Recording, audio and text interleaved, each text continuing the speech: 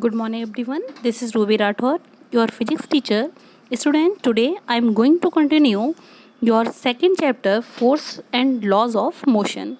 Student, in this chapter, you have already studied some basic concept about the forces, effect of forces, types of forces, like as the balanced and unbalanced forces.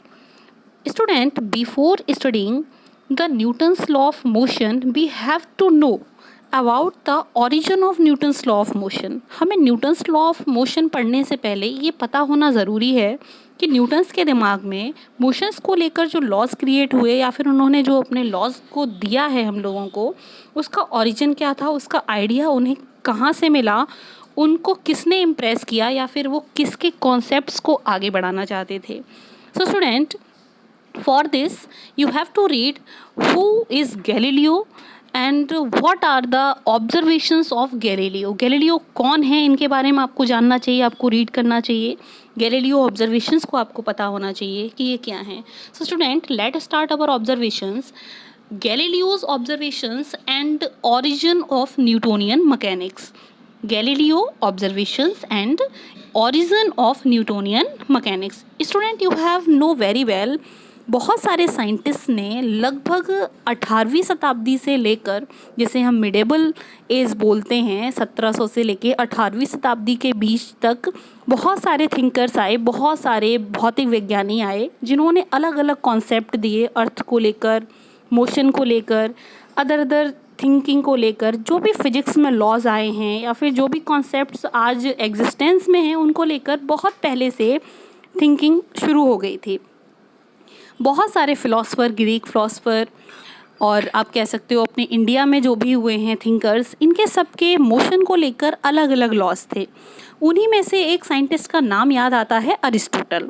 Aristotle and other medieval thinkers, Aristotle और other medieval thinkers believed that, इनका मानना क्या था, that the natural state of bodies is the state of rest. इनका मानना ये था कि किसी भी वस्तु की जो प्राकृतिक स्थिति है, यानी कि जो उसकी नेचुरल स्टेट है, is the state of rest. वो क्या है, उसकी स्टेट ऑफ रेस्ट है. इनका मानना ये था कि कोई भी बॉडी है वो प्राकृतिक रूप से हमेशा किस में रहना चाहती है, रेस्ट में रहना चाहती है. But Galileo opposed this concept. Galileo ने इस कॉन्सेप्ट को क्या किया, अपोज्ड किया. इसको उन्होंने चेतावनी दी. उन्होंने कहा नहीं, ऐसा नहीं है.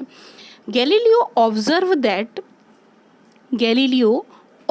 That when a ball made to roll down on a inclined plane. इन्होंने ये ऑब्ज़र्व किया कि जब हम किसी बॉल को किसी इंक्लाइंड प्लेन पर रोल डाउन करते हैं, इट मीन्स ऊपर से नीचे हम जब उसको गिराते हैं, इट्स स्पीड, उसकी स्पीड जो है वो ऊपर से नीचे आने पर इंक्रीज़ हो जाती है. कैसे? Look in this figure. आप इस फिगर को ऑब्ज़र्व कर सकते हैं. यहाँ पर आप देख रहे हो कि दिस इज़ अ बॉल. यहाँ पर इस बॉल को विदाउट एनी फोर्स हमने एक इंक्लाइंड प्लेन के टॉप पर रखा है और वहाँ से इसको छोड़ दिया.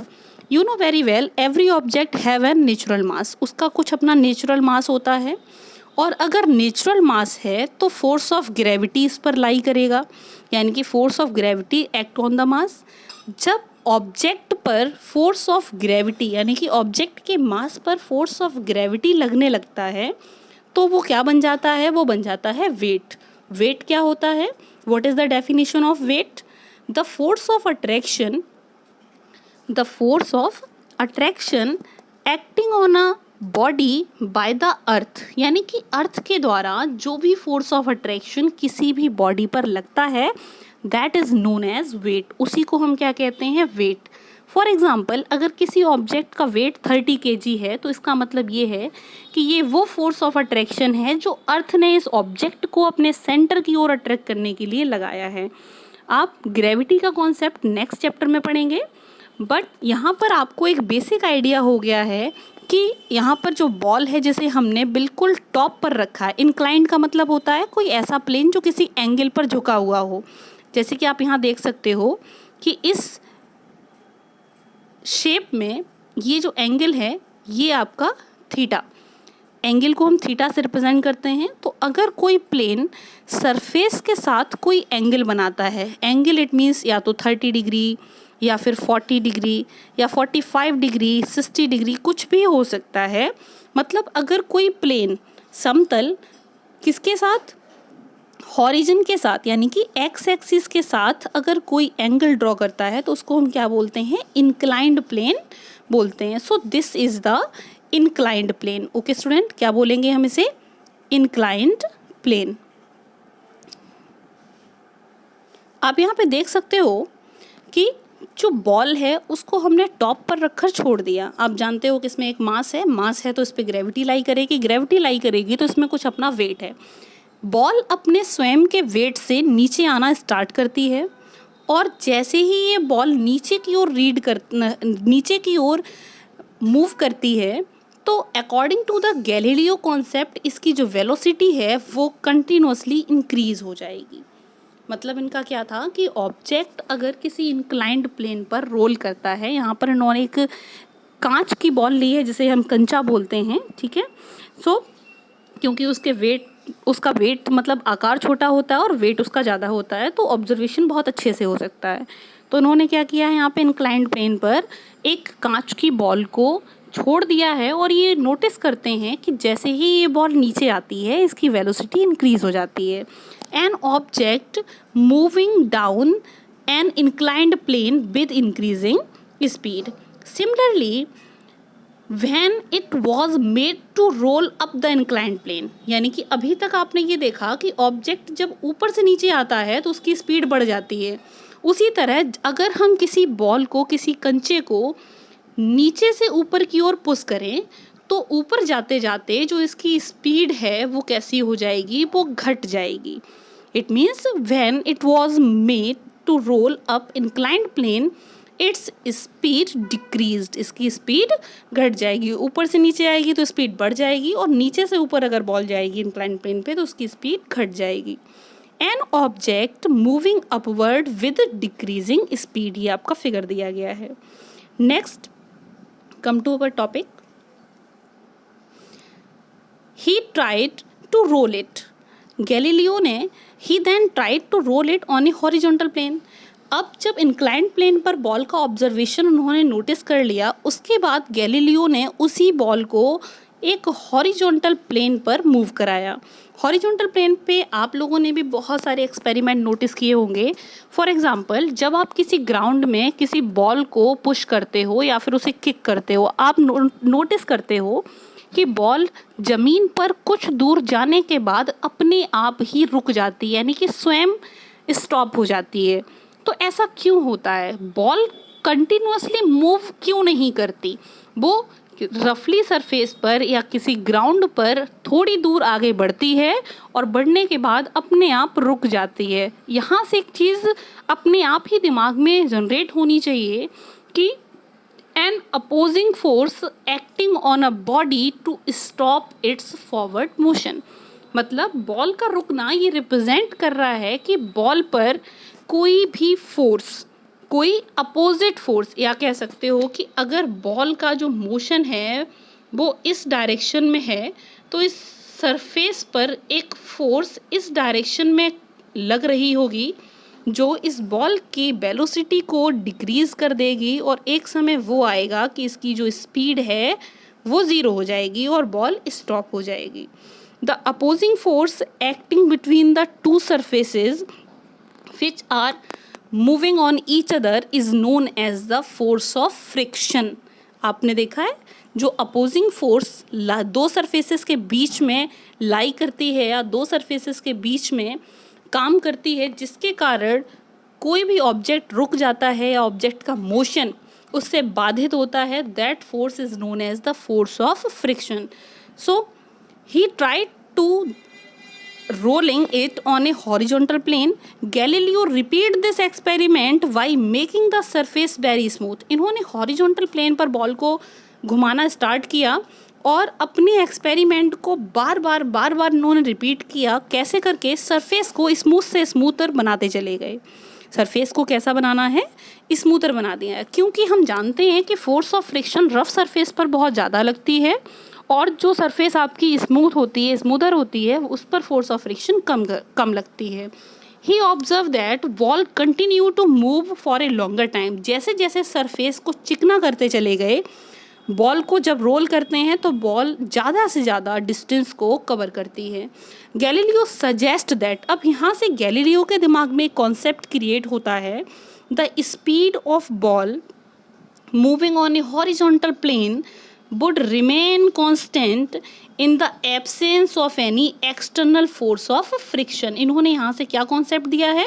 इन्होंने यहाँ पर अपना एक कॉन्सेप्ट दिया है कि अगर हम किसी सरफेस को फ्रिक्शन लेस बना दें, यानी कि जो एक्सटर्नल फोर्स किसी भी ऑब्जेक्ट के मोशन को रोकता है उसको हम बिल्कुल कम कर दें या फिर हम उसको ज़ीरो कर दें, यानी कि in the absence of any external force और in the absence of any force of friction, the speed of the ball moving on a horizontal plane would remain constant. इनका मतलब ये है कि अगर आपकी अर्थ या कोई भी सरफेस पर फोर्स ऑफ फ्रिक्शन जीरो है और एक बार अगर कोई ऑब्जेक्ट उस पर मूव करना स्टार्ट करता है तो वो ऑब्जेक्ट इन्फानाइटली टाइम तक और इन्फानाइट डिस्टेंस तक मूव करता रहेगा।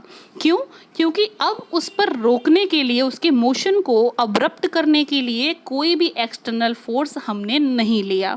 यानी कि किसी भी ऑब्जेक्ट को कंटिन्यूअस मूव करने के लिए एक्सटर्नल फोर्स कितना होना चाहिए? ज़ीरो। ओके, यानी कि in the absence of any external force और the force of friction an object moving infinitely for the infinite time, यानी कि कोई ऑब्जेक्ट फोर्स ऑफ फ्रिक्शन की एब्सेंस में इनफाइनाइट टाइम तक मूव करेगा और इनफाइनाइट डिस्टेंस को कवर करेगा। Okay, this is the concept of Galileo. Now Galileo suggests that natural tendency of all bodies is to oppose a change in their state of motion। Galileo ने यहाँ पर एक बहुत important concept को rise up किया। इन्होंने क्या किया? ये बोलते हैं कि natural tendency of any body, किसी भी बॉडी की ये नेचुरल टेंडेंसी होती है कि वो अपने मोशन में, अपनी स्टेट में, या फिर कह सकते हो वो जिस भी स्टेट में होती है, चाहे वो स्टेट ऑफ रेस्ट हो चाहे स्टेट ऑफ मोशन हो, वो उसी में ही रहना चाहती है, उसमें होने वाले चेंज को हमेशा अपोज करती है। मतलब क्या हुआ कि अगर कोई ऑब्जेक्ट रेस्ट में है, it wants to remain in rest. वो किस में रहना चाहेगा? वो रेस्ट में ही रहना चाहेगा। If it is in uniform motion, अगर कोई ऑब्जेक्ट यूनिफॉर्म मोशन कर रहा है तो वो कंटिन्यूअस अपने मोशन में ही रहना चाहेगा। कब तक? जब तक कि उस पर कोई एक्सटर्नल फोर्स काम ना करे। इट मीन्स किसी भी ऑब्जेक्ट में ये नेचुरल टेंडेंसी होती है कि वो अपनी स्टेट में होने वाले बदलाव को हमेशा क्या करता है? अपोज करता है। This tendency is known as the inertia. इस टेंडेंसी को क्या कहते हैं? इनर्शिया। हिंदी में कहते हैं जड़त्व का नियम। यानी कि by the concept of inertia, बहुत सारे एग्जाम्पल आप डेली लाइफ में इनर्शिया के ऑब्जर्व करेंगे। So student, late come to a next topic।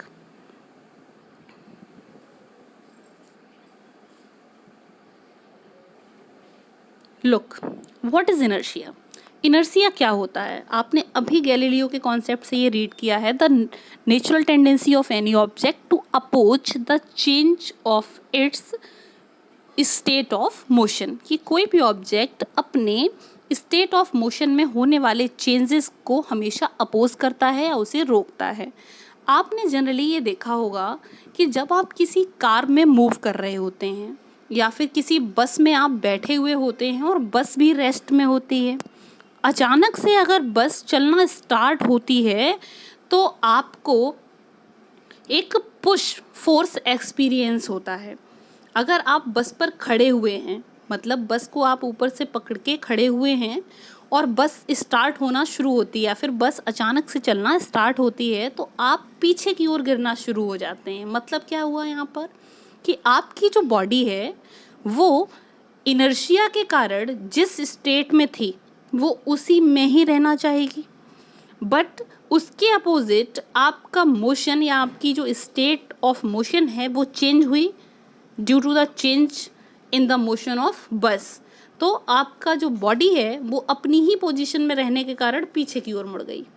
मतलब क्या हुआ, नेक्स्ट देखिए, नेक्स्ट एग्जांपल में अगर हम आपको शो करते हैं, it is clear from the Galileo's experiment that all object, यहाँ गैलीलियो के एक्सपेरिमेंट से ये बिल्कुल क्लियर हो रहा है कि that all object have a tendency, सभी ऑब्जेक्ट में, इस अर्थ पर, इस यूनिवर्स में जितने भी ऑब्जेक्ट हैं, all objects have a tendency to continue in their state of rest or of uniform motion until an external force act on it। ये जो बार बार आप इनर्शिया का लॉ पढ़ रहे हैं, इसी लॉ को आप आगे जानेंगे कि यही लॉ आपका न्यूटन का फर्स्ट लॉ था। So let read, all object, जितने भी ऑब्जेक्ट प्रेजेंट हैं इस यूनिवर्स में, all object have an tendency to continue in their state of rest और of uniform motion until an external force act on it. सारे object में ये tendency होती है, ये गुण होता है कि वो जिस स्टेट में है, चाहे वो स्टेट ऑफ रेस्ट में हो, चाहे स्टेट ऑफ मोशन में हो, वो तब तक उसी स्टेट में रहना चाहेगा जब तक कि उस पर कोई एक्सटर्नल फोर्स लाए ना करे, एक्सटर्नल फोर्स एक्ट ना करे। लुक द एग्जाम्पल, यहाँ पर आप एग्जाम्पल देख रहे हैं, आप ये घर पर भी परफॉर्म कर सकते हैं। Place a cardboard on a empty tumbler and a coin on the cardboard. आपको एक ग्लास लेना है, खाली ग्लास, उस पर आपको एक हल्का सा फट्टा रख देना है, कार्डबोर्ड जिसे हम बोलते हैं, उस पर आप 5 रुपये का कॉइन रख दीजिए। अब अगर आप जो आपने कार्डबोर्ड रखा है, उस कार्डबोर्ड को अपनी फिंगर से जब आप टच करेंगे, अपनी फिंगर से जब आप यहाँ पर एक पुश फोर्स लगाएंगे, तो यू हैव नोटिस्ड दैट जो कार्डबोर्ड है ये तो आगे बढ़ जाएगा, बट जो सिक्का है वो ग्लास में अंदर गिर जाएगा। मतलब let's see this in this figure. आप यहाँ पे देख रहे हैं कि जैसे आपने इस कार्डबोर्ड पर जो फोर्स लगाया, तो कार्डबोर्ड में तो मोशन आया, कार्डबोर्ड ग्लास के सरफेस से हट गया, बट जो कॉइन था वो कॉइन ग्लास में गिर गया। ऐसा क्यों हुआ student? So just notice this figure. आप इस फिगर में दोबारा नोटिस कर सकते हैं कि जो कॉइन है इट इज़ इन रेस्ट। ये किस में है? रेस्ट में। Due to the inertia, inertia के कारण ये किस में रहना चाहेगा? ये रेस्ट में ही रहना चाहेगा। इनर्शिया के कारण इसका जो मोशन है वो अभी भी रेस्ट में ही है, यानी कि ये स्टेट जो है वो स्टेट ऑफ मोशन इसकी रेस्ट है, and it remains in the rest, और ये रेस्ट में ही रहना चाहेगा।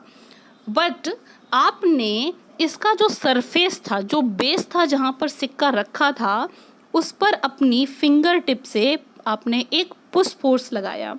जब आपने यहाँ पर एक पुश अप्लाई किया तो कार्डबोर्ड में तो मोशन आया, बट ड्यू टू इनर्शिया जो सिक्का है रेस्ट में है, वो अभी भी किस में रहेगा? रेस्ट में ही रहेगा। दैट्स वाई बेस हटने के बाद ये सिक्का इस ग्लास में गिर जाएगा।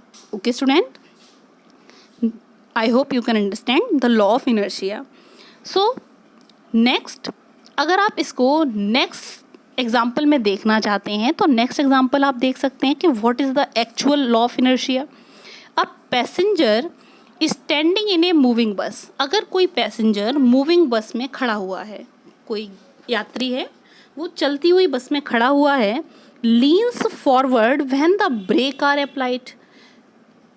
यहाँ पर अगर आप फिगर बनाएं तो for example this is an passenger जो मूविंग बस में खड़ा हुआ है।